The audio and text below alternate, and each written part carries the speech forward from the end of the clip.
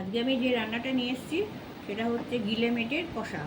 অনেকের মতে এটা চিকেন কষার থেকেও নাকি খেতে ভালো হয়, তাই আমি এটা আজকে রান্না করে দেখাচ্ছি। আপনারা এই রেসিপিটা দেখে রান্না করে খেয়ে দেখে কমেন্ট করে আপনাদের মত জানাবেন। তবে আমি বানাচ্ছি, দেখতে থাকুন। প্রথমে আমি একটা ফ্রাইং প্যান বসিয়েছি, তাতে আপনি সর্ষের তেলও দিতে পারেন, সাদা তেলও দিতে পারেন। আমি সর্ষের তেল দিচ্ছি, 2 টেবিল চামচ সর্ষের তেল দিয়ে দিলাম। তেলটা আমি ভালো করে গরম করে নিচ্ছি। তেলটা গরম হয়ে গেছে, একটা শুকনো লঙ্কা ফোড়নে দিচ্ছি, 1/2 চা চামচ গোটা জিরে দিচ্ছি, আর একটা তেজপাতা দিয়ে দিচ্ছি। লঙ্কা তেজপাতা এগুলো ভাজা হয়ে গেছে। এবার আমি 2 বড় সাইজের পেঁয়াজের কুচি এতে দিয়ে দিচ্ছি, মিহি করে কাটা 2 বড় সাইজ। একটা কাঁচা লঙ্কা কুচি দিয়ে দিচ্ছি, একটু নুন দিয়ে দিচ্ছি, পেঁয়াজগুলো তাড়াতাড়ি ভাজা হয়ে যাবে। অল্প লালচে করে ভেজে নেব। পেঁয়াজগুলো লালচে রং ধরে গেছে। এবার আমি 2 টমেটো কুচি দিয়ে দিচ্ছি।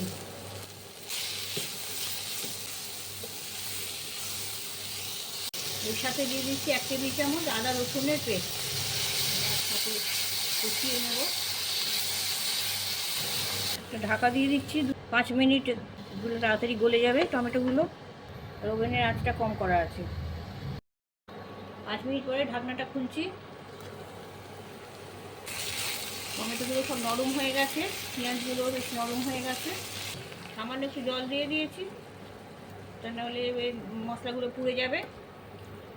এই সময় 1/2 চা চামচ চিনি দিয়ে দিচ্ছি, পরিমাণ মতো নুন দিয়ে দিচ্ছি। এখানে কিছু গুঁড়ো মশলা আছে। এখানে 1 টেবিল চামচ করে কাশ্মীরি লঙ্কার গুঁড়ো, ধনে গুঁড়ো, জিরে গুঁড়ো, আর 1 চা চামচ হলুদ, আর 1/2 চা চামচ ঝাল লঙ্কার গুঁড়ো।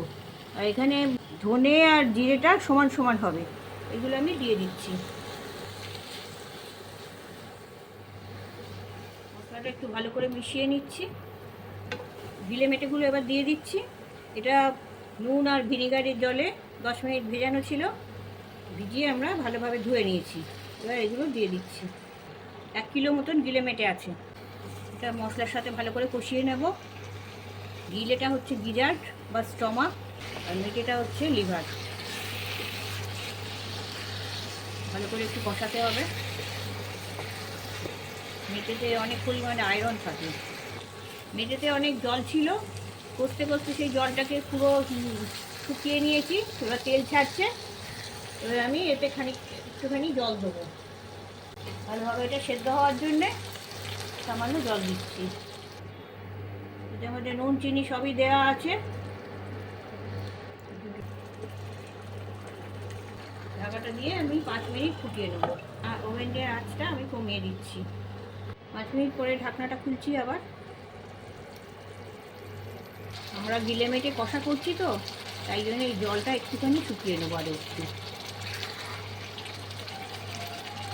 ওভেনের আঁচটা জোর করে দিয়েছি, জলটা শুকিয়ে যাবে, মেটেটা পুরো গলে যাবে, কিন্তু যে গিজারটা আছে গিজারটা একটু চিউই থাকবে, ওটা পুরোটা গলবে না।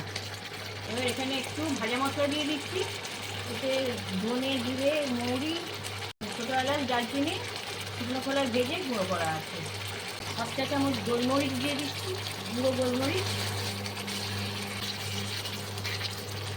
একটা কাঁচা লঙ্কা কুচি দিয়ে দিচ্ছি। এটাকে আরেকটু কষাবো, কষিয়ে এটাকে আরেকটু শুকনো শুকনো করে দেবো।